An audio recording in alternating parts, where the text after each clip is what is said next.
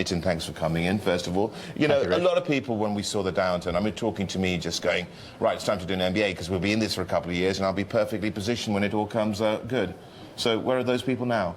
Well, we've been actually quite fortunate this year that almost 90% of our students have got jobs, even as the school year has finished. We're in the summer. I hope that the remaining 10 will get jobs too. So it's been, relative to last year, actually a much better year for our students. And I hope that that is a sign that the recovery, which seems to be anemic, is actually on its way. The thing is, you go to Harvard to do an MBA to get yourself big bucks, don't you? Really, I suppose it's one argument. I'm just playing devil's advocate. Now, when you come out, are they getting the same sort of wages they were, let's say, 3 or 4 years ago? So I think the salaries have gone up, though not as much as they had gone up previously.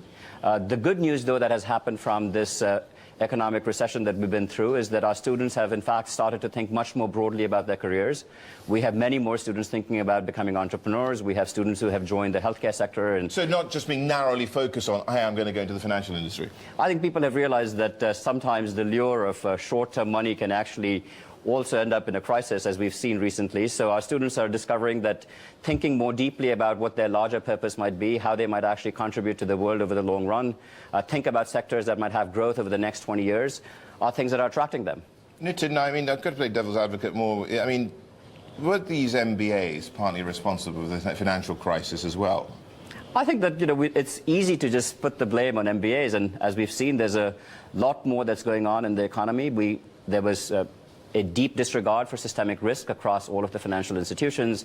We had lax regulation. In some ways, I think everybody was enjoying the party while the party was going. And now it's, you know, once the party crumbled, it was someone had to be found to blame, and MBAs became an easy target. This is not to say that there weren't some things that certainly some of them did that we deserve to think harder about.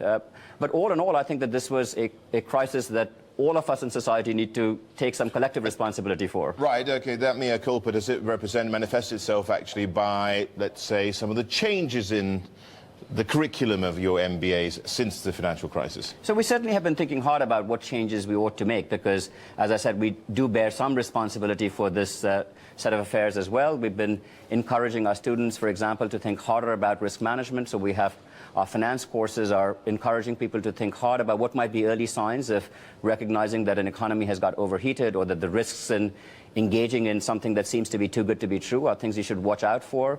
We've been asking our students to think very early on now about questions of what purpose are they in business for? Is it only to get the next best job, or is it to make a difference in the longer run in their lives? And I think if we can focus our students in thinking about the long run, which I think is really important for business leaders, hopefully we'll get our students better prepared for great careers in business. Is that the fundamental thing which separates out leadership from other, you know, instills leadership, if you like? What else do you need in order to become a decent business leader?